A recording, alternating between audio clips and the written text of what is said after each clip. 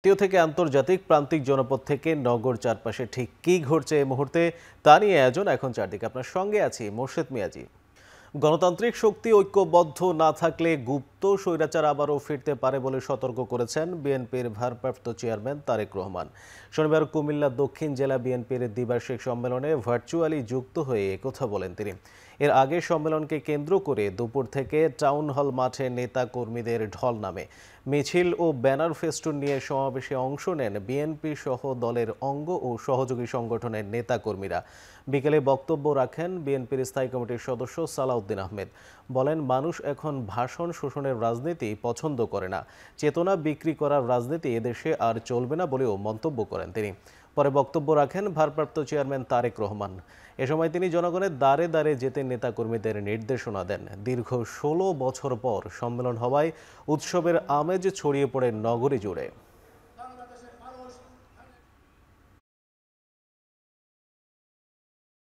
একটি সুষ্ঠু নিরপেক্ষ সুন্দর নির্বাচনের মধ্য দিয়ে যে একটি শক্তিশালী গণতান্ত্রিক কাঠামো আমরা নির্মাণ করতে যাচ্ছি, রাষ্ট্রীয় কাঠামোর গণতান্ত্রিক সংস্কারের মধ্য দিয়ে আমরা যে বাংলাদেশ পাবো বলে আশা করছি, সেই বাংলাদেশের নেতৃত্ব দেবেন আমাদের নেতা জনাব তারেক রহমান।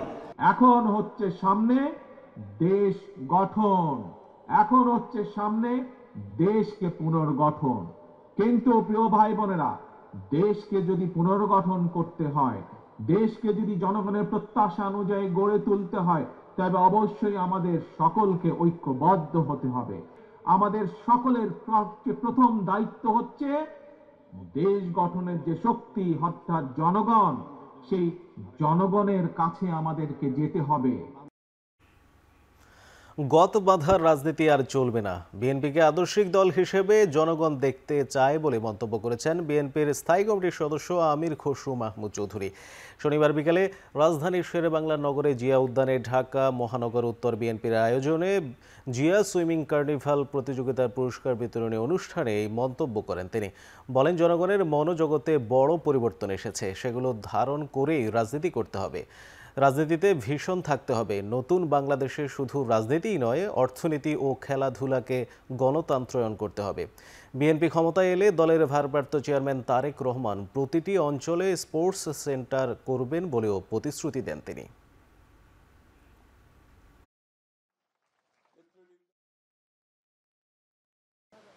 এবং তারেক রহমান সাহেবের আগামী দিনে স্পোর্টসকে নিয়ে যে যে স্বপ্ন উনি দেখছেন, এটা হয়তো অনেকে বুঝতে পারছেন না। বাংলাদেশের প্রত্যেকটি অঞ্চলে উনি স্পোর্টস সেন্টার করার জন্য সিদ্ধান্ত নিয়েছেন, প্রত্যেকটি অঞ্চলে। এবং এই স্পোর্টস সেন্টারের মাধ্যমে ক্রিকেট, ফুটবল, সুইমিং, যত ধরনের স্পোর্টস আছে, যার যেখানে যোগ্যতা আছে সবাইকে সুযোগ সৃষ্টি করা হবে। বাংলাদেশের প্রত্যেকটি মানুষ যাতে স্পোর্টসে অংশগ্রহণ করার সুযোগ থাকে, তার জন্য স্পোর্টসকে গণতন্ত্রায়ন করতে হবে। গণ অভ্যুত্থানের শক্তি ও এর ফসল অন্তর্বর্তী সরকারকে বিপদে ফেলতে পরিকল্পিত প্রচেষ্টা চলছে বলে অভিযোগ করেছেন বিএনপির সিনিয়র যুগ্ম মহাসচিব রুহুল কবির রিজভী। শনিবার সকাল 11টার দিকে নারায়ণগঞ্জের রূপগঞ্জে সন্ত্রাসীদের হামলায় আহত ছাত্র দলের সাবেক নেতাকে সহায়তা প্রদান শেষে তিনি এই মন্তব্য করেন। এ সময় রিজভী অভিযোগ করেন, এখনও প্রশাসনের বিভিন্ন স্তরে আওয়ামী লীগের দোসররা ঘাপটি মেরে আছে। অন্তর্বর্তী সরকার থাকা সত্ত্বেও আওয়ামী সন্ত্রাসীরা ও অপরাধীরা দাপিয়ে বেড়াচ্ছে। এ সময় শেখ হাসিনার সমালোচনা করে বলেন, বিগত সময় 4 জনের পরামর্শে শেখ হাসিনার সকল অপরাধমূলক কর্মকাণ্ড চালিয়ে গেছে। তাদের পরামর্শে ছাত্র জনতার অভ্যুত্থানের সময় ছাত্র জনতাকে গুলি করে হত্যা করা হয়েছে। এর আগে ভুলতা ইউনিয়ন ছাত্রদলের সাবেক সভাপতি দোলন ভূঁইয়ার স্বাস্থ্যের সার্বিক খোঁজখবর নেন। পরে তার হাতে আর্থিক সহায়তা তুলে দেওয়া হয়।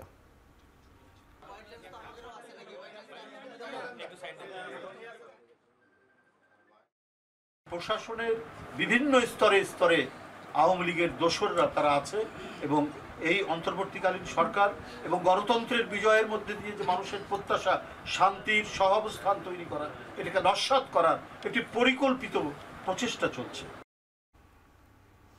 জামায়াত ক্ষমতায় এলে কোনো দাবি আদায়ে জনগণকে আর রাস্তায় নামতে হবে না বলে মন্তব্য করেছেন জামায়াতের আমির ডাক্তার শফিকুর রহমান। শনিবার সকালে রাজধানীর কাকরাইলের ডিপ্লোমা ইঞ্জিনিয়ার্স মিলনায়তনে forum of diploma engineers Bangladesh FDEBর বার্ষিক কাউন্সিল অধিবেশনে তিনি এই কথা বলেন। এ সময় জামায়াতের আমির বলেন, আগামী 5 বছরে দেশে উন্নয়নের বুলেট ট্রেন চালু না করতে পারলেও এক্সপ্রেস ট্রেন চালু করা যাবে।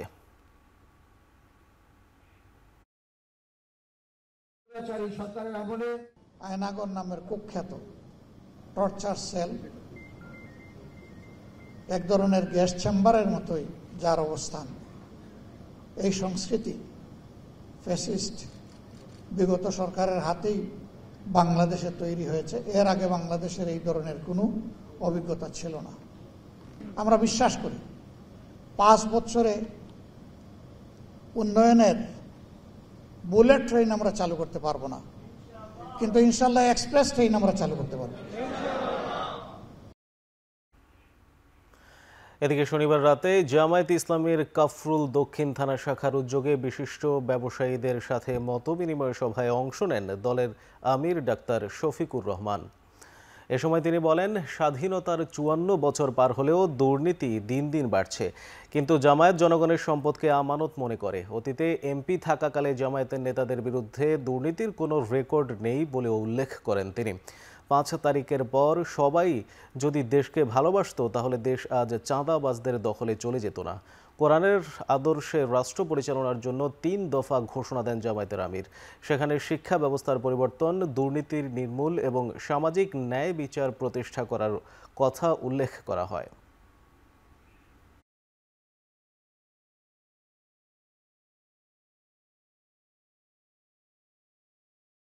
সমাজের সব জায়গায় সামাজিক ন্যায় বিচার প্রতিষ্ঠা করতে হবে।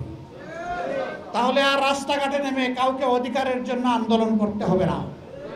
যার অধিকার সে ঘরে বসে সম্মানের সাথে পাবে ইনশাআল্লাহ। আমাদের সন্তানেরা সুশিক্ষা নিয়ে বড় হবে, দেশ গড়ার কারিগর হবে, এই দেশকে মর্যাদার আসনে তারা উপনীত করবে।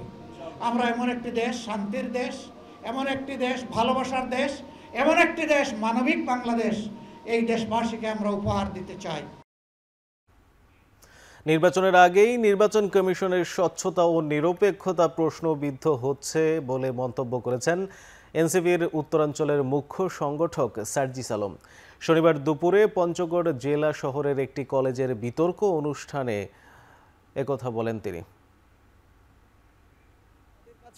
স্বচ্ছতা কিংবা তাদের থেকে আমরা যে নিরপেক্ষতা প্রত্যাশা করি, আমরা মনে করি যে সেটা নির্বাচন শুরুর আগেই প্রশ্নবিদ্ধ হয়ে যাচ্ছে। তো সেই জায়গা থেকে আমরা আহ্বান করব এবং আমরা নতুন করে আমাদের জায়গা থেকে আবেদন করেছি। আবার তারা বলল যে তারা এই মার্কাটা তাদের লিস্টে নেই, তো এটা লিস্টে ইনক্লুড করার দায়িত্ব তো তাদের। আমরা আজকে থেকে কয়েক মাস আগে এই নিবন্ধনের আবেদন করেছি, তখনই তারা ইনক্লুড করতো। তারপর আমরা নতুন করে ইনক্লুড করার আবেদন দিয়েছি। আমরা মনে করি যে তারা তাদের যে প্রতিষ্ঠানের স্বাধীনতা এবং তাদের প্রতিষ্ঠানের যে পেশাদারিত্ব, এটার পরিচয় দিবে। আইন অনুযায়ী নিরপেক্ষভাবে কাজ করবে কমিশন, কারো পক্ষে কাজ করার সুযোগ নেই বলে জানিয়েছেন প্রধান নির্বাচন কমিশনার AMM নাসির উদ্দিন। এর আগে ইসি ফজল মোহাম্মদ সানাউল্লাহ বলেন, আগামী জাতীয় নির্বাচন অন্যান্য যে কোনো জাতীয় নির্বাচনের চেয়ে বেশি চ্যালেঞ্জিং হবে। শনিবার ইসি সচিবালয় কার্যালয়ে নির্বাচন কর্মকর্তা সম্মেলনে এসব কথা বলেন প্রধান সহ নির্বাচন কমিশনাররা। সিইসি বলেন, ফেব্রুয়ারিতে নির্বাচন করতে দৃশ্যমান ও অদৃশ্য চ্যালেঞ্জ মোকাবেলা করে এগিয়ে যাচ্ছে কমিশন। একটি ঐতিহাসিক নির্বাচন জাতিকে উপহার দেওয়া হবে। সকালে আগারগাঁওয়ে ত্রয়োদশ জাতীয় সংসদ নির্বাচন উপলক্ষে নির্বাচন কর্মকর্তা সম্মেলন অনুষ্ঠানে ইসি আনোয়ারুল ইসলাম বলেন, কমিশনের মেরুদণ্ড সোজা রয়েছে। ভোট সুষ্ঠু করতে শতভাগ পেশাদারিত্বের সাথে কাজ করবে কমিশন। ইসি সচিব আখতার আহমেদ বলেন, অতীতের যে কোনো নির্বাচনের চেয়ে আগামী জাতীয় সংসদ নির্বাচন চ্যালেঞ্জিং হবে। এর মধ্যে কৃত্রিম বুদ্ধিমত্তার অপব্যবহার রোধ ও প্রবাসীদের ভোট গ্রহণ অন্যতম। আর্টিফিশিয়াল ইন্টেলিজেন্সের অপপ্রয়োগ, এটা একটা চ্যালেঞ্জ। আর আরেকটা চ্যালেঞ্জ হচ্ছে আমাদের আউট অফ কান্ট্রি ভোটিং বা in country postal ballot voting system. আপনারা যদি স্বপ্রণোদিত হয়ে কেউ কারো অংশ হয়ে কাজ করেন, সেই দায়িত্ব আপনি নেবেন এবং নির্বাচন কমিশন আপনাকে কোনোভাবে কোনো প্রোটেকশন দিবে না। 31 অক্টোবর পর্যন্ত যারা 18 বছর বয়প্রাপ্ত হবেন তাদের সবাইকে আগামী নির্বাচনের ভোটার তালিকায় আমরা সংযুক্ত করব। ভালো ইনফরমেশন দিয়েই খারাপ ইনফরমেশনকে ফাইট করতে হবে, আর খারাপ ইনফরমেশন সোর্সকে আমাদেরকে প্রতিহত করতে হবে। Unfortunately more than 50% sources are not traceable, এদেরকে ট্রেস করা যায় না। মাননীয় প্রধান উপদেষ্টা এখন he is visiting United States, general অ্যাসেম্বলির মিটিংয়ে গেছেন। আমি দেখেছি যতটা দেশের নেতার সাথে উনি দেখা করেছেন, যতটা মিটিংয়ে উনি বক্তৃতা দিয়েছেন, বাংলাদেশে একটা সুষ্ঠু নির্বাচন হবে এবং ঐতিহাসিক নির্বাচন হবে, এই কথাটা কিন্তু উনি বলতে ভুলেন নাই। যার জন্য আমাদের উপরে আস্থা আছে বলেই কিন্তু উনি প্রতিনিয়ত বলে যাচ্ছেন যে আমি একটা ঐতিহাসিক নির্বাচন বাংলাদেশে দেব। আমাদের এই আস্থাটা, ওনার যে বিশ্বাসটা, এটা ধরে রাখতে হবে। অর্থনীতি চাঙ্গা করতে চাইলে দ্রুত নির্বাচিত সরকারের হাতে দায়িত্ব হস্তান্তর করার তাগিদ দিয়েছে গবেষণা সংস্থা Centre for Policy Dialogue CPD. শনিবার সকালে রাজধানীর বিএফডিসিতে ব্যাংকিং খাত নিয়ে ছায়া সংসদ বিতর্ক প্রতিযোগিতায় কথা বলেন সিপিডির নির্বাহী পরিচালক ডক্টর ফাহমিদা খাতুন। এ সময় তিনি বলেন, দুর্বল শাসন ব্যবস্থার মধ্যে অর্থনীতি এগোবে না। অন্তর্বর্তীকালীন সরকারের সময় যত বাড়বে অর্থনীতির জন্য তা খারাপ হবে। এই ধরনের অন্তর্বর্তীকালীন কিংবা ট্রানজিশন পিরিয়ডের সরকার যত লম্বা হবে তত অর্থনীতির জন্য খারাপ হবে, এবং অর্থনীতিকে আমরা যদি আগের খুব দ্রুত অর্থনীতির বিভিন্ন নীতিমালা বাস্তবায়ন করতে চাই এবং অর্থনীতিটাকে চাঙ্গা করার জন্য উদ্যোগ নিতে চাই, তাহলে খুব দ্রুত নির্বাচনের মাধ্যমে রাজনৈতিক সরকারের কাছেই সেই দায়িত্বটা ছেড়ে দেওয়া উচিত। যুক্তরাষ্ট্রে বসবাসরত বাংলাদেশি শীর্ষ ব্যবসায়ীদের সাথে বাংলাদেশ সময় শনিবার রাতে মতবিনিময় সভায় বসছেন প্রধান উপদেষ্টা ডক্টর মোহাম্মদ ইউনূস সহ জাতিসংঘ সফররত 3টি রাজনৈতিক দলের শীর্ষ নেতারা। বিশেষ এই আলোচনা সভাটির আয়োজন করেছে বিডা। সংস্থাটির চেয়ারম্যান আশিক চৌধুরী জানান, যুক্তরাষ্ট্রে বসবাসরত প্রবাসী বাংলাদেশি যারা দেশের জন্য রেমিটেন্সের পাশাপাশি বিনিয়োগ সহ নানাভাবে অর্থনীতিতে অবদান রাখতে চান, মূলত তাদের সাথে সরকারের সম্পর্ক উন্নয়নের জন্যই এই আয়োজন। বা ডায়াসপোরার যে এঙ্গেজমেন্টটা, সেই এঙ্গেজমেন্টটাকে আরো জোরদার এবং একটা স্ট্রাকচারে নিয়ে আসা দরকার। তা আমরা সেই স্ট্রাকচারে নিয়ে আসা উপলক্ষে আসলে এনআরবি কানেক্টটা করছি। এটা আমাদের প্রথম ইভেন্ট, বাট আমাদের আশা থাকবে যে আগামী সরকারগুলা আসলে প্রতি বছর 2টা ইভেন্ট করবে। একটা করবে বিদেশের কোনো একটা শহরে, আর একটা করবে বাংলাদেশে। তো এবার নিউ ইয়র্কে হলো, আগামী বছর হয়তো লন্ডনে হবে, তারপরের বছর আরেকটা দেশে হবে, যাতে আমরা স্ট্রাকচারালি একটা প্ল্যাটফর্ম তৈরি করতে পারি যে কিভাবে ডায়াসপোরা বাংলাদেশি সরকারের সাথে ইন্টারঅ্যাক্ট করবে। এ নিয়ে আরও খবর জানাতে নিউ ইয়র্ক থেকে যুক্ত হচ্ছেন সহকর্মী আব্দুল আহাদ। আহাদ, মতবিনিময় সভাটি কখন শুরু হবে, সেখানে কারাই বা উপস্থিত থাকবেন, সে সম্পর্কে বিস্তারিত জানাবেন। হ্যাঁ মোর্শেদ, মতবিনিময় সভাটি 1 থেকে 2 ঘন্টা পরে, অর্থাৎ নিউ ইয়র্কের স্থানীয় সময় বিকেল 4টার সময় শুরু হওয়ার কথা। আমি এখন যেখানে আছি আপনারা দেখতে পাচ্ছেন যে হোটেলে মতবিনিময় সভা হচ্ছে, সেই হোটেলের একেবারেই কাছে টাইমস স্কয়ারে, অর্থাৎ এই টাইমস স্কয়ারের হোটেল ম্যারিয়ট মার্টিনতে অনুষ্ঠিত হবে এনআরবি কানেক্ট ডেজ নামে আজকের যে মতবিনিময় সভা সেটি। এবং আমরা দেখেছি যে যাদেরকে অতিথি করা হয়েছে, অর্থাৎ যারা এখানে আসবেন এবং যারা আমাদের প্রধান উপদেষ্টার সাথে বৈঠক করবেন, তারা ধীরে ধীরে আসতে শুরু করেছেন এবং অনেকে দেখেছি তারা সিকিউরিটি পাস অতিক্রম করে তারা ভিতরে যাচ্ছে এই হোটেলে। আমাদেরকে জানানো হয়েছে এখানকার বিকেল 3টা থেকে 4টা পর্যন্ত মূলত অতিথিদের রিসিভ করা হবে এবং 4টার সময় বক্তব্য অধিবেশন শুরু হয়ে যাবে। এবং আপনারা জানেন যে এখানে বক্তব্য রাখবেন বিডার চেয়ারম্যান আশিক চৌধুরী, এছাড়াও বাংলাদেশের নিরাপত্তা উপদেষ্টা ডক্টর খলিলও এখানে বক্তব্য রাখার কথা রয়েছে এবং সবশেষে প্রধান উপদেষ্টা বক্তব্য রাখবেন। আজকের যে অনুষ্ঠানটি করা হয়েছে, এই অনুষ্ঠানের প্রধান উদ্দেশ্য হলো যারা বাংলাদেশিরা এখানে চলে এসেছেন, কেউ এসেছেন পড়ালেখার উদ্দেশ্যে, আবার কেউ এখানে তার ক্যারিয়ার ঘুরতে যারা এসেছেন, তাদেরকে আবার কিভাবে বাংলাদেশমুখী করা যায় সেই উদ্দেশ্যে মূলত তাদের এই অনুষ্ঠানের আয়োজন। এবং আমাদেরকে বলা হয়েছে যে এরকম অনুষ্ঠান প্রতি বছর করা হবে। এবার করা হচ্ছে যুক্তরাষ্ট্রে, এরপরে হয়তো যুক্তরাজ্যে করা হবে। এভাবে বিশ্বের বিভিন্ন দেশে তারা প্রবাসীদের নিয়ে অনুষ্ঠান করবেন এবং করে তারা চাইবেন যারা এখানে যারা মেধাবী যারা আছেন এখানে কাজ করছেন তাদেরকে বাংলাদেশে কিভাবে নিয়ে যাওয়া যায় এবং তাদের মেধা কিভাবে বাংলাদেশের কাজে সম্পৃক্ত করা যায় এবং তাদেরকে আসলে বিভিন্ন কাজে অফার করা হবে, বিভিন্ন জবে অফার করা হবে এবং তাদের হয়তো আকর্ষণীয়, এখানে যেভাবে আকর্ষণীয় বেতন এখানে যারা পাচ্ছেন তাদেরকে বাংলাদেশে নিয়েও সেই পরিমাণ বেতন দিয়ে বাংলাদেশ সরকার অর্থাৎ ইউনিট সরকার চাচ্ছে তাদেরকে বাংলাদেশে নিয়ে যাওয়ার। এবং আজকের অনুষ্ঠানটি ঘিরে আমরা জানতে পেরেছি এখানে আওয়ামী লীগের লোকজন আছে, এখানে বিশৃঙ্খলা করতে পারে এবং তারা বড়সড় একটি জমায়েতের আয়োজনের আহ্বান করছে এবং তারা অনলাইনে প্রচারণা চালাচ্ছে। আমরা জানি না শেষ পর্যন্ত কি হয়। আপনারা জানেন যে গতকালও জাতিসংঘের সামনে একটা বিক্ষোভ হয়েছে এবং সেখানে দুই পক্ষের হাতাহাতিরও ঘটনা ঘটেছে।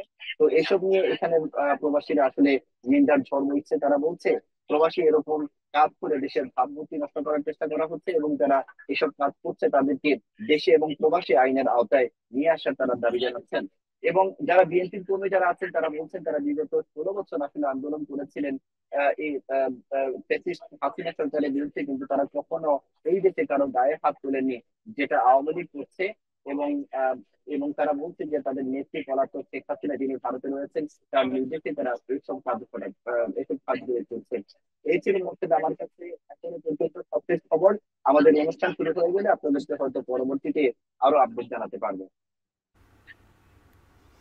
যুক্তরাষ্ট্রে বসবাসরত বাংলাদেশের শীর্ষ ব্যবসায়ীদের সাথে ডক্টর ইউনূসের মত বিনিময় সভার সবশেষ খবর জানাচ্ছিলেন সহকর্মী আব্দুল আহাদ। পঞ্চমী তিথিতে দেবীর বোধনের মধ্য দিয়ে শুরু হলো শারদীয় দুর্গোৎসবের আনুষ্ঠানিকতা। পূজা উপলক্ষে মণ্ডপগুলোতে দেখা যায় ভক্তদের ভিড়। বরিশালে নকশা, আলপনা আর আলোকসজ্জায় সেজেছে মণ্ডপগুলো। পূজা উপলক্ষে ভিড় করছেন হিন্দু সম্প্রদায়ের সব বয়সীরা। উৎসব উপলক্ষে 3 স্তরের নিরাপত্তা ব্যবস্থা নিয়েছে আইনশৃঙ্খলা বাহিনী। বিভাগে প্রায় 2000 মণ্ডপে অনুষ্ঠিত হচ্ছে দুর্গাপূজা। এদিকে রাজশাহীতে শনিবার মহাষষ্ঠীর লগ্নে দেবী স্থাপন ও বোধনের মধ্য দিয়ে শুরু হয় দুর্গাপূজার আনুষ্ঠানিকতা। মণ্ডপগুলোতে বোধন শেষে ভক্তদের মাঝে বিতরণ করা হয় প্রসাদ। রোববার থেকে টানা 5 দিন দেবীর আরাধনায় মেতে থাকবেন ভক্তরা।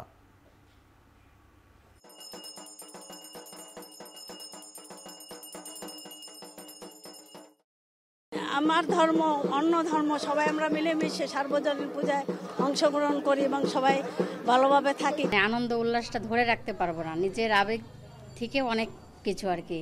মা আমাদের মাঝে আসছে, আমরা সবাই মিলে আনন্দ করছি, পূজার জোগাড় টোগাড় করলাম, ভালোভাবে পূজা আমাদের সমাপ্ত হলো আজকের মতন। বিশ্ববাসী এবং সকলকে যেন মা ভালো রাখে, তার প্রত্যেকটা সন্তানকে যেন ভালো রাখে। এদিকে ঢাকা বিশ্ববিদ্যালয়ের জগন্নাথ হলে 5 দিন ধরে দুর্গোৎসবের আয়োজন করা হয়েছে বলে জানিয়েছে হল প্রশাসন। শনিবার দুপুরে সংবাদ সম্মেলনে এই তথ্য জানান হল প্রাধ্যক্ষ দেবাশিস পাল। বলেন, প্রতিদিন সকাল থেকে রাত পর্যন্ত পুষ্পাঞ্জলি, প্রসাদ বিতরণ, রক্তদান ও বস্ত্র বিতরণ সহ নানা কর্মসূচি আয়োজন করেছে হল প্রশাসন। নির্বিঘ্নে পূজা উদযাপন করতে হল প্রাঙ্গণে 230 সিসিটিভি ক্যামেরা স্থাপন করা হয়েছে। গেইটে বসানো হয়েছে মেটাল ডিটেক্টর। প্রভোস্ট জানান, সব ধরনের পটকা ও আতশবাজি নিষিদ্ধ করা হয়েছে। বিজয়া দশমীতে প্রতিমা বিসর্জন ঘিরে কোনো ধরনের উদ্বেগ উৎকণ্ঠা নেই। অন্যান্য বছর হলের পুকুরে প্রতিমা বিসর্জন দেওয়া হলেও এবছর বুড়িগঙ্গা নদীতে প্রতিমা বিসর্জন দেওয়া হবে বলে জানান তিনি। শিক্ষার্থী ও দর্শনার্থীদের জন্য আলাদা নির্দেশনা দিয়েছেন হল কর্তৃপক্ষ। কোনো ধরনের অপ্রীতিকর ঘটনা ঘটবে না বলে আশা তাদের। ঢাকেশ্বরী মন্দির থেকে যে র্যালিটি সদরঘাট পর্যন্ত গিয়ে প্রতিমা বুড়িগঙ্গা নদীতে বিসর্জন দেয়, ঠিক সেখানে আমরা সেই র্যালিতে জগন্নাথ হলের মূর্তি সহ আমরা সেই র্যালিতে, জাতীয় র্যালিতে অংশগ্রহণ করব এবং আমরা প্রতিমা বিসর্জন দিব বুড়িগঙ্গা নদীতে। আশা করি কোনো ধরনের বিশৃঙ্খল পরিস্থিতির সৃষ্টি হবে না। আমরা সর্বদাই প্রশাসন এবং নিরাপত্তা বাহিনীতে দায়িত্বপ্রাপ্ত নিয়োজিত কর্মকর্তাগণ সচেষ্ট আছেন। খাগড়াছড়িতে স্কুল শিক্ষার্থী ধর্ষণের প্রতিবাদে অবরোধের মধ্যে দুপক্ষের মধ্যে সংঘর্ষের ঘটনা ঘটেছে। এতে আহত হয়েছেন বেশ কয়েকজন। অনাকাঙ্ক্ষিত পরিস্থিতি এড়াতে 144 ধারা জারি করা হয়েছে। শনিবার দুপুর 2টা থেকে খাগড়াছড়ি জেলা প্রশাসন ও জেলা ম্যাজিস্ট্রেট স্বাক্ষরিত এক বিজ্ঞপ্তিতে পরবর্তী নির্দেশ না দেওয়া পর্যন্ত 144 ধারা বহাল থাকবে বলে জানানো হয়। পরিস্থিতি সামাল দিতে সেনাবাহিনী, পুলিশ সহ 7 প্লাটুন বিজিবি মোতায়েন করা হয়েছে। স্কুল শিক্ষার্থীকে সংঘবদ্ধ ধর্ষণের প্রতিবাদে জম্মু ছাত্র জনতার ব্যানারে দিনব্যাপী অবরোধ কর্মসূচি পালন করা হয়। সকাল থেকেই সড়কে টায়ার জ্বালিয়ে ও গাছের গুঁড়ি ফেলে সড়ক অবরোধ করে রাখেন তারা। এতে খাগড়াছড়ির সঙ্গে সড়ক পথে সব ধরনের যোগাযোগ বন্ধ হয়ে যায়। এছাড়া অবরোধ কর্মসূচিতে হামলা ও ধাওয়া পাল্টা ধাওয়ার ঘটনা ঘটে। জম্মু ছাত্র জনতার এই আন্দোলনে সংহতি প্রকাশ করেছে ইউপিডিএফ সহ বিভিন্ন পাহাড়ি ছাত্র পরিষদ। চট্টগ্রামের সাগরিকায় একটি লোহার স্ক্র্যাপের দোকানে হাইড্রোলিক পাইপ বিস্ফোরণে ৮ শ্রমিক দগ্ধ হয়েছেন। শনিবার রাত ৮টার দিকে এই দুর্ঘটনা ঘটে। আহতদের উদ্ধার করে চট্টগ্রাম মেডিকেল কলেজ হাসপাতালে ভর্তি করা হয়েছে। চিকিৎসকরা জানান, আহতদের মধ্যে ৩ জনের অবস্থা আশঙ্কাজনক। পাহাড়তলী থানা পুলিশ জানায়, লোহার স্ক্র্যাপের দোকানটিতে জাহাজের পুরনো যন্ত্রপাতি ও লোহার সামগ্রী বিক্রি করা হয়। সেখানে হাইড্রোলিক গ্যাস ভর্তি একটি পাইপ কাটতে গেলে বিস্ফোরণ ঘটে। এতে ৮ শ্রমিক দগ্ধ হন। ৩ জনের শরীরের ৭০% পুড়ে গেছে বলে জানান চিকিৎসকরা। বাকি ৫ জনের বিভিন্ন অংশ দগ্ধ হলেও তারা শঙ্কামুক্ত বলে জানান চিকিৎসকরা।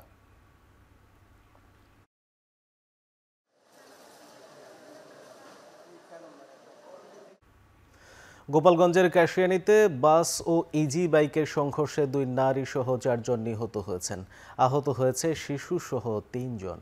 শনিবার বেলা 12টার দিকে ঢাকা খুলনা মহাসড়কের মাঝিগাতি বাস স্ট্যান্ডে এই দুর্ঘটনা ঘটে। পুলিশ ও স্থানীয়রা জানায়, খুলনা থেকে ছেড়ে আসা ঢাকাগামী ইমাদ পরিবহনের একটি বাস মাঝিগাতি এলাকায় পৌঁছালে বিপরীতমুখী একটি ইজি বাইকের সাথে সংঘর্ষ হয়।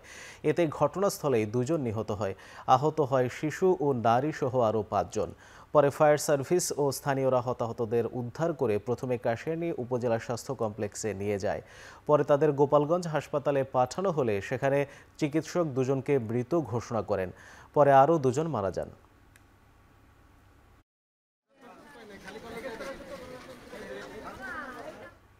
এদিকে গাজীপুরের টঙ্গীতে কেমিক্যাল গুদামের আগুন নেভাতে গিয়ে দগ্ধ হয়ে চিকিৎসাধীন অবস্থায় ফায়ার সার্ভিস ও সিভিল ডিফেন্সের ওয়্যার হাউস ইন্সপেক্টর খন্দকার জান্নাতুল নাইম মারা গেছেন। শেরপুরের নকলাই পারিবারিক কবরস্থানে শনিবার রাতে তাকে দাফন করা হয়। সময় ময়মনসিংহের ফায়ার সার্ভিস ও সিভিল ডিফেন্স এবং মহাপরিচালকের পক্ষ থেকে নাইমকে শ্রদ্ধাঞ্জলি দেওয়া হয়। এর আগে সকালে রাজধানীর জাতীয় বার্ন ও প্লাস্টিক সার্জারি ইনস্টিটিউটে চিকিৎসাধীন অবস্থায় মারা যান তিনি। এ নিয়ে ফায়ার সার্ভিসের 3 কর্মী সহ মোট 4 জনের মৃত্যু হয়েছে। গত 22 সেপ্টেম্বর টঙ্গীর সাহারা সুপার মার্কেটের পাশের ফেমাস কেমিক্যাল গুদামে আগুন নেভাতে গিয়ে 4 জন গুরুতর দগ্ধ হয়েছিলেন। এর মাধ্যমে ফায়ার ফাইটার শামীম আহমেদ গত 23 সেপ্টেম্বর ও নুরুল হুদা 24 সেপ্টেম্বর চিকিৎসাধীন অবস্থায় মারা যান। আর 26 সেপ্টেম্বর স্থানীয় এক দোকান কর্মচারী চিকিৎসাধীন অবস্থায় মারা যান।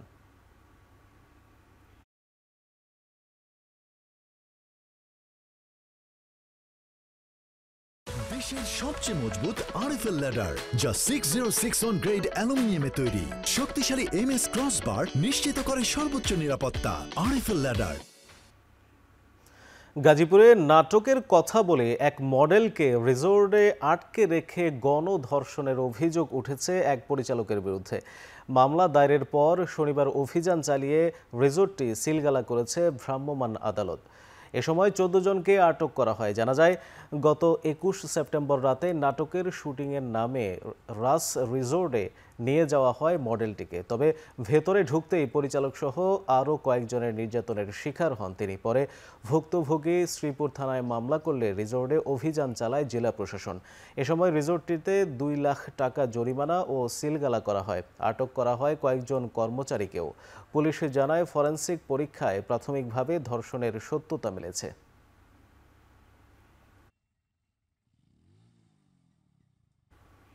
চট্টগ্রামের হালি শহরে ডাকাতির সময় এক নারীকে হত্যা করেছে ডাকাতরা। নগরীর মুহুরিপাড়া এলাকায় গতরাতে এই ঘটনা ঘটে। স্বজনরা জানায়, শুক্রবার রাত 3টার দিকে জানালার গ্রিল কেটে অস্ত্র নিয়ে ঘরে ঢুকে 2 ডাকাত। ঢুকেই তারা গৃহবধূ ও বাচ্চাদের হাত পা বেঁধে ফেলে তছনছ করে আর জিনিসপত্র। এ সময় ওই গৃহবধূর মা লুৎফুন্নেসা চিৎকার করলে তাকে হাতে ছুরিকাঘাত ও মুখে কাপড় দিয়ে বেঁধে ফেলে ডাকাতরা। এ সময় বৃদ্ধা লুৎফুন্নেসা মারা যান। ডাকাতরা ঘরে থাকা 5 ভরি স্বর্ণ, প্রায় 1 লাখ টাকা ও 4টি মোবাইল নিয়ে যায়। এ সময় তারা উপরে আরেকটি বাসায় ডাকাতির চেষ্টাও করে বলে অভিযোগ স্বজনদের।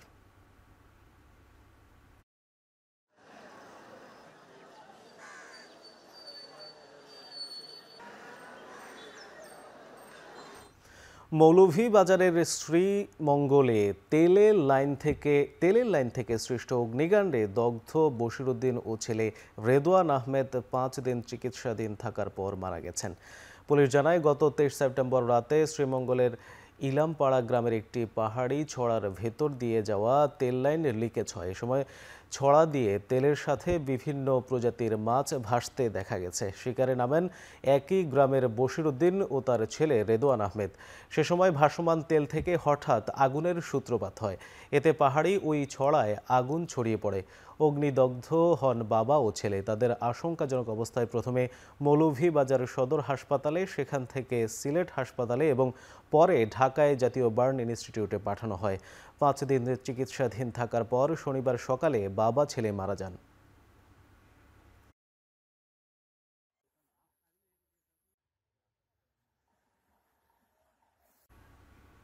যশোরে বিপুল পরিমাণ মাদক সহ ভারতীয় ও বাংলাদেশি 2 নাগরিককে আটক করেছে বিজিবি। দুপুরে যশোর নড়াইল মহাসড়কের তারাগঞ্জ বাজার এলাকা থেকে তাদের আটক করা হয়। আটকরা হলেন ভারতের বর্ধমান জেলার ইন্দ্রজিৎ হালদার এবং সাতক্ষীরার কলারোয়া উপজেলার জাহাঙ্গীর আলম। 49 বিজিবির অধিনায়ক লেফটেন্যান্ট কর্নেল সাইফুল্লাহ সিদ্দিকী জানান, আটককৃতদের কাছ থেকে 125 বোতল ফেন্সিডিল ও 4 বোতল বিদেশি মদ উদ্ধার করা হয়। আসামিদের বিরুদ্ধে মামলা দায়ের করে যশোর কোতোয়ালি থানায় হস্তান্তর করা হয়েছে।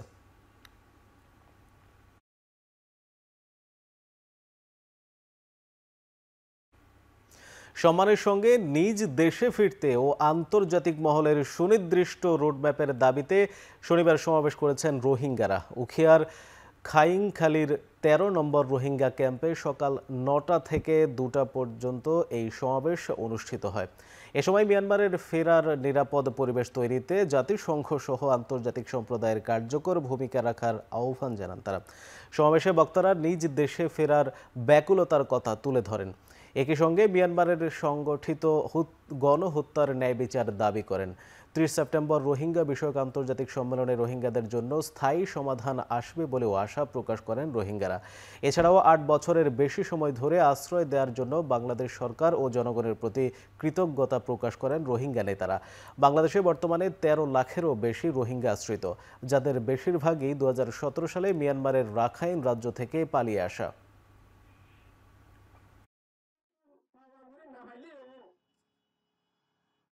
our মানুষল ইন্টারন্যাশনাল অর্গানাইজেশন our ইস্যুরে our ডিমান্ডরে ইনক্লুড হইরে our ওপিনিয়ন কল এর হেড করে কান সাস্টেনেবল সলিউশন লইবলাই বলি আমরা মজলিস কায়েম করা গিয়েছে। আগামী 30 তারিখ সেপ্টেম্বর মাদে ইউএন মাদে হাই লেভেল কনফারেন্স চলিব, যিবা রোহিঙ্গার ইস্যু লই বলি হইব। এই কনফারেন্স মাদে আর গ্রাস রুটত তুন রিয়েল ভিকটিম যারা আছে ইতার তরফতন হনকবার রিপ্রেজেন্টেশনের অপরচুনিটি নফা। গত 15 বছরের স্কাউটের বিভিন্ন পর্যায়ে নানা ধরনের অনিয়ম হয়েছে, এমন অভিযোগ অডিটের মাধ্যমে প্রমাণ হলে দোষীদের বিরুদ্ধে ব্যবস্থা নেওয়া হবে বলে জানিয়েছেন সড়ক পরিবহন ও মহাসড়ক বিভাগের সিনিয়র সচিব মোহাম্মদ এহসানুল হক। শনিবার স্কাউট সদর দফতর কাকরাইলে সংবাদ সম্মেলনে একথা জানান তিনি। বলেন, 2 বারের বেশি কাউকে এক পদে থাকতে দেওয়া হবে না। এ সময় জুলাই আন্দোলনে স্কাউট ও রোভার স্কাউটের 10 জন শহীদকে স্মরণ করা হয়। দেশ গড়তে নানাভাবে স্কাউট সদস্যরা কাজ করছে জানিয়ে বার্ষিক কার্যক্রমের প্রতিবেদন তুলে ধরা হয়। স্কাউটের অ্যাডহক কমিটির সদস্য সচিব মীর মাহবুবুর রহমান স্নিগ্ধ বলেন, 11 জনের অ্যাডহক কমিটি সংস্কার করতে হবে। 11 জনের অ্যাডহক কমিটি এগিয়ে নিতে কাজ করছে তারা। সংস্কার শেষে নির্বাচনের মধ্য দিয়ে একটি জাতীয় কমিটি গঠন করার কথা জানান তিনি। এ সময় তিনি জুলাই পরবর্তী নতুন বাংলাদেশ গড়তে স্কাউটের ভূমিকাও তুলে ধরেন। নির্বাহী কমিটি বিলুপ্ত করার মাধ্যমে একটি 11 সদস্য বিশিষ্ট অ্যাডহক কমিটি গঠন করে এই স্কাউট অর্গানাইজেশনটাকে রিফর্ম করার জন্য এবং সারা বাংলাদেশে সুষ্ঠু কাউন্সিল এবং সুষ্ঠু নির্বাচনের মাধ্যমে নতুন নেতৃত্ব নিয়ে আসার জন্য। আমাদের এই সংস্কারের একটা বিষয় হলো যে আমরা কাউকে দুবারের বেশি কোনো পদে থাকতে দিব না। তাতে একটা সুবিধা হবে যে এই যে কায়েমি স্বার্থ প্রতিষ্ঠার কোনো সুযোগ থাকবে না। আর আমরা 2009 থেকে আসলে অডিটটা চালু খতিয়ে দেখব, এমন কোনো যদি সেরকম আপনি যেসব কথা বললেন কোনো সিরিয়াস ফাইন্যান্সিয়াল ইরেগুলারিটি যদি থাকে তাহলে আইন যেভাবে এই দেশে প্রতিষ্ঠিত আছে সেই আইনে আরও আমরা ব্যবস্থা নিব। অর্থনৈতিক সম্ভাবনায় পর্যটনের একমাত্র লক্ষ্য নয়, নিরাপত্তা আর আনন্দকেই মূল লক্ষ্য হিসেবে দেখা জরুরি মন্তব্য করেছেন বেসামরিক বিমান পরিবহন ও পর্যটন উপদেষ্টা শেখ বসির উদ্দিনা। শনিবার দুপুরে জাতীয় পর্যটন কর্পোরেশনের বিশ্ব পর্যটন দিবস উপলক্ষে আয়োজিত সেমিনারে তিনি এই কথা বলেন। উপদেষ্টা জানান, পর্যটন মহাপরিকল্পনায় নিরাপদ ও আনন্দময় ভ্রমণ নিশ্চিত করতে সরকার অংশীজনদের সঙ্গে কাজ করছে। একই সঙ্গে ভ্রমণকারী ও সেবা দানকারী প্রতিষ্ঠানগুলোকে দায়িত্বশীল হওয়ার আহ্বান জানান তিনি। সেমিনারে পরিবেশগত ভারসাম্য রক্ষার দিকে নজর দেওয়ার তাগিদ দেন পর্যটন কর্পোরেশনের চেয়ারম্যান সাইমা শাহিন সুলতানা। চলো ঘুরতে যাই, এই জিনিসটাকে আমরা কতটুকু সহজ করতে পারি, কতটুকু আনন্দময় করতে পারি, কতটুকু নিরাপদ করতে পারি, সেই উদ্দেশ্যে সকলে এখানে যারা অংশীজনরা আজ এসেছেন আমরাও তাদের সাথে আরো বেশি আলোচনা করব, ন্যায় ভিত্তিক করতে পারি, এটাও খুবই ইম্পর্টেন্ট। পর্যটকদের জন্য সেন্ট মার্টিন দ্বীপের দরজা কখনোই বন্ধ হয়নি, জীববৈচিত্র্য রক্ষায় সাময়িক নিয়ন্ত্রিত ছিল বলে মন্তব্য করেছেন পরিবেশ উপদেষ্টা সৈয়দা রিজওয়ানা হাসান। শনিবার দুপুরে রাজধানীর পানি ভবনে বিশ্ব নদী দিবস উপলক্ষে মাইকেল অ্যাঞ্জেলো অ্যাওয়ার্ড অনুষ্ঠানে তিনি বলেন, সেন্ট মার্টিন ব্যবসায়ীদের জন্য নয়, সবার জন্য। দ্বীপটি বাঁচাতে পারলে পরিবেশও রক্ষা পাবে, নইলে সেখানে হোটেল রিসোর্ট গড়ে উঠবে, ব্যবসায়ীরা লাভবান হলেও পরিবেশ ধ্বংস হবে। সিলেটের সাদা পাথর নিয়ে তিনি বলেন, যে তাণ্ডব শুরু হয় তা 2006 সাল থেকে চলে আসছে। জনমনের চাপে প্রশাসন বাধ্য হয়েছে পাথর উত্তোলন বন্ধে ব্যবস্থা নিতে। সিলেটের পাহাড়ি স্রোতধারা রক্ষায় মাস্টার প্ল্যান নেওয়া হয়েছে, যেখানে সহযোগিতা করছে নেদারল্যান্ডস। জানুয়ারির মধ্যে কাজ শুরুর আশ্বাস দেন তিনি। সিলেটের সাদা পাথরের যে তাণ্ডবটা হয়েছে, এই তাণ্ডব কিন্তু বহু বছর যাবত, এই তাণ্ডব শুরু হয়েছে 2006-07 সাল থেকে। আমার করা প্রথম মামলাতে আমি প্রথম রায় পেয়েছি 2006 সালে। এখন দেখেন জনগণের শক্তি কতটা শক্তিশালী। যখন সব মানুষ এটার প্রতিবাদ শুরু করলো, তখন কিন্তু প্রশাসনও বাধ্য হলো এইটাকে থামাতে। সেন্ট মার্টিন তো ব্যবসায়ীদের না, সেন্ট মার্টিন আমাদের সবার। সেন্ট মার্টিনকে যদি বাঁচাতে পারি তাহলে পর্যটন চলবে, আর ওদের হাতে যদি তুলে দিই তাহলে ওখানে খালি একটার পর একটা হোটেল উঠবে, আর হাজারে হাজারে লাখে লাখে মানুষ গিয়ে ওটার পরিবেশ ধ্বংস করে ফেলবে। সমাজ, স্বাস্থ্য এবং পরিবেশ সুরক্ষায় ব্যক্তিগত গাড়ির ব্যবহার সীমিত করি, এই প্রতিপাদ্যকে সামনে রেখে বিশ্ব ব্যক্তিগত গাড়ি মুক্ত দিবস 2025 উদযাপিত হয়েছে। শনিবার বিকেলে রাজধানীর মোহাম্মদপুরে দিবসটি ঘিরে আয়োজন করা হয় ভিন্ন ধর্মী কর্মসূচি। জাতীয় শিশু, কিশোর, তরুণ, প্রবীণ সহ নানা বয়সী মানুষকে সম্পৃক্ত করে আয়োজন করা হয় হাঁটা, খেলাধুলা এবং নানা বিনোদনমূলক কার্যক্রম। বিশেষ করে হাঁটার গুরুত্ব, খেলার মাঠ সংরক্ষণ, উন্মুক্ত স্থান ও পার্কের প্রয়োজনীয়তা তুলে ধরতেই এই উদ্যোগ নেয় আয়োজকরা।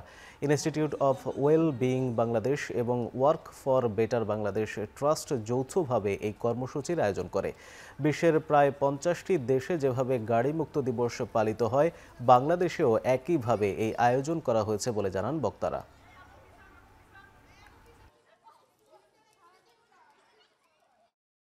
এবারের প্রতিপাদ্য বিষয় হচ্ছে সমাজ, স্বাস্থ্য এবং পরিবেশ সুরক্ষায় ব্যক্তিগত গাড়ি ব্যবহার সীমিত করি। তো আসলে হলো যে আমরা সবাই জানি যে আমাদের শহরে ওপেন স্পেস কম, মাঠ কম, পার্ক কম। তো দেখা যাচ্ছে যে আমাদের শিশুরা যারা এখন আমাদের শিশুরা আছে সেই শিশুদের খেলার মতো কোনো জায়গা তেমন আমরা দেখতে পাই না। তো আমাদের উদ্যোগটার কথা হলো যে এই কারণে যে বাচ্চারা যেন নিরাপদে তার বাসার সামনে খেলতে পারে। কারণ হলো গাড়ির জন্য একটা রাস্তাকে আমরা অকুপাই করে রাখছি, কিন্তু আমাদের সন্তানদের কথা আমরা ভাবছি না। এবার আন্তর্জাতিক প্রসঙ্গ। স্কটিশ পার্লামেন্টের লেবার এমপি ফয়সাল চৌধুরীকে অসদাচরণের জন্য সাময়িকভাবে বরখাস্ত করা হয়েছে। বাংলাদেশি বংশোদ্ভূত ফয়সাল চৌধুরী 2021 সাল থেকে লোথিয়ান অঞ্চলের মেম্বার অব স্কটিশ পার্লামেন্ট হিসেবে দায়িত্ব পালন করছেন। তদন্ত শেষ না হওয়া পর্যন্ত তিনি স্বতন্ত্র এমএসপি হিসেবে পার্লামেন্টে বসবেন। লেবার দলের মুখপাত্র জানিয়েছেন, তার বিরুদ্ধে আনা সব অভিযোগ গুরুত্বের সঙ্গে দেখা হচ্ছে এবং তদন্তের পর যথাযথ ব্যবস্থা নেওয়া হবে।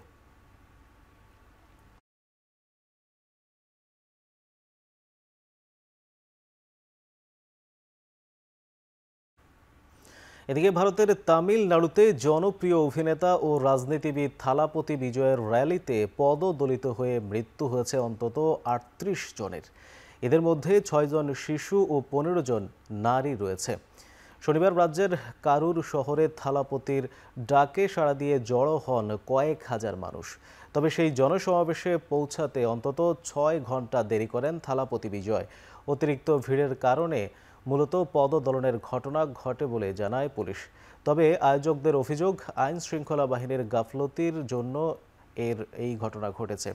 এই ঘটনায় শোক জানিয়েছেন ভারতীয় রাষ্ট্রপতি দ্রৌপদী মুর্মু, প্রধানমন্ত্রী নরেন্দ্র মোদী, স্বরাষ্ট্রমন্ত্রী অমিত শাহ সহ তামিলনাড়ুর বিজেপি নেতারা। গেল মাসে ভারতীয় প্রধানমন্ত্রী নরেন্দ্র মোদীর বিরুদ্ধে যুদ্ধ ঘোষণা করেছিলেন জনপ্রিয় এই তামিল অভিনেতা।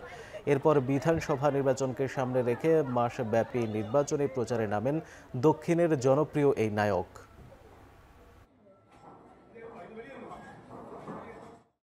লাদাখকে রাজ্যের মর্যাদা দেওয়ার দাবিতে চলা আন্দোলন থামাতে অঞ্চল জুড়ে কারফিউ জারি রয়েছে। বন্ধ করে দেওয়া হয়েছে মোবাইল ইন্টারনেট পরিষেবা। এই বিক্ষোভে উস্কানি দেওয়ার অভিযোগে পরিবেশ সমাজকর্মী সোনম ওয়াংচুককে গ্রেপ্তার করেছে পুলিশ। ওয়াংচুককে গ্রেপ্তারের পর তার বিরুদ্ধে উস্কানিমূলক বক্তব্য দিয়ে আন্দোলন উস্কে দেওয়ার অভিযোগ এনেছে ভারতের স্বরাষ্ট্র মন্ত্রণালয়। এর আগে বাতিল করা হয়েছে তার সংগঠন students educational and cultural movement of লাদাখের FCRA এর রেজিস্ট্রেশন।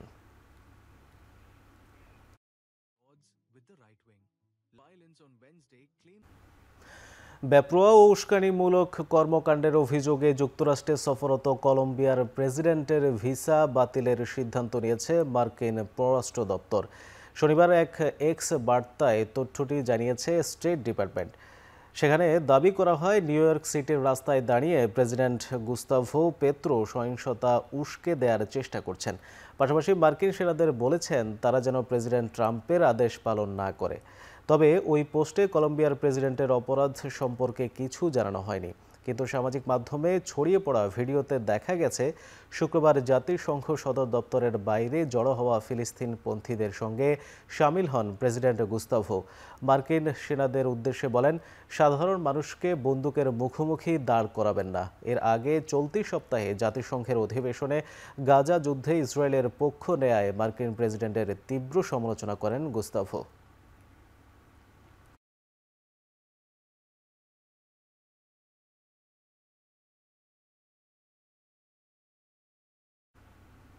পরমাণু প্রকল্পের জন্য ইরানের উপর জাতিসংঘের নিষেধাজ্ঞা কার্যকর হয়েছে শনিবার থেকে। এই নিষেধাজ্ঞা 6 মাসের জন্য স্থগিত করতে শুক্রবার জাতিসংঘের নিরাপত্তা পরিষদে একটি প্রস্তাব তোলে রাশিয়া ও চীন। 9-4 ভোটে তাদের প্রস্তাব খারিজ হয়ে যায়। বার্তা সংস্থা আল জাজিরা নিশ্চিত করেছে শনিবার নিউ ইয়র্ক সময় রাত 8টা থেকে এই নিষেধাজ্ঞা আবারও কার্যকর করা হয়েছে। জাতিসংঘের এই সিদ্ধান্তকে অবৈধ উল্লেখ করেছে ইরান। পাশাপাশি আন্তর্জাতিক পরমাণু শক্তি সংস্থার সঙ্গে সব ধরনের সম্পর্ক ছিন্ন করার হুঁশিয়ারি দিয়েছে তেহরান। পরমাণু প্রকল্প ও ইউরেনিয়াম সমৃদ্ধকরণ সংক্রান্ত বিষয়ে শর্ত মানতে ব্যর্থ হওয়ায় গেল মাসে ইরানের বিরুদ্ধে জাতিসংঘের নিরাপত্তা পরিষদে লিখিত অভিযোগ জমা দেয় যুক্তরাজ্য, ফ্রান্স ও জার্মানি। কূটনীতিকভাবে এই অভিযোগের নিষ্পত্তি করতে তেহরানকে 1 মাস সময় দিলেও মেলেনি কোনো সমাধান।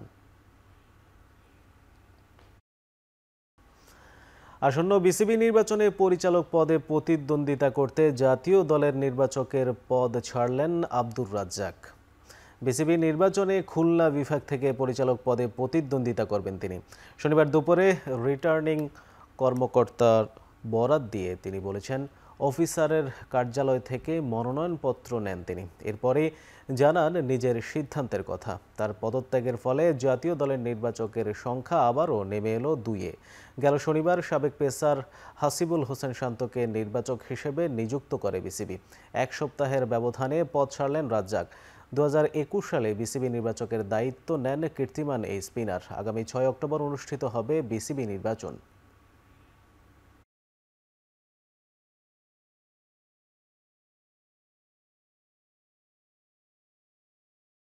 বলা খুবই মুশকিল যে আগে একেবারেই চিন্তা করিনি, আবার এটাও ঠিক না যে একদম আজকে এখন ডিসিশন নিয়ে নিলাম। ক্রিকেটের উন্নতি করা ভাই, আর কোনো আমি যেহেতু আমি প্লেয়ার ছিলাম, তো ওই যেখানে খেলার সময় যেমন চেষ্টা করছি, সিলেকশন প্যানেলে যখন ছিলাম তখনও চেষ্টা করছি, আর এর পরবর্তীতে যেখানে যাব সেখানে আমি যদি কোচিংয়েও আসি তাতেও আমি চেষ্টা করব।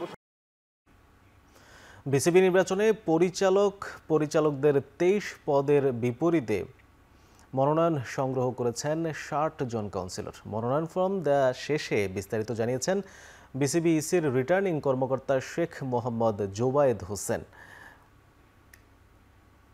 3টি ক্যাটাগরিতে আমরা মোট 60টি মনোনয়নপত্র বিতরণ করেছি। ক্যাটাগরি 1-এ যেটা হচ্ছে বিভাগীয় এবং জেলা পর্যায়ে, সেখানে 25টি মনোনয়ন ফর্ম বিতরণ করা হয়েছে। ক্যাটাগরি 2-এ যেটা ক্লাব ভিত্তিক, সেখানে 32টি মনোনয়ন ফর্ম বিতরণ করা হয়েছে এবং ক্যাটাগরি 3-এ 3টি মনোনয়ন ফর্ম বিতরণ করা হয়েছে। শেষ করছি এখন চারদিকে। এখন টেলিভিশন ওয়েবসাইটে দেখতে ভিজিট করুন www.ekhon.tv। এছাড়া ফেসবুকে দেখতে ভিজিট করুন facebook.com/tv.ekhon এবং ইউটিউবে দেখতে ভিজিট করুন youtube.com/c/ekhon tv।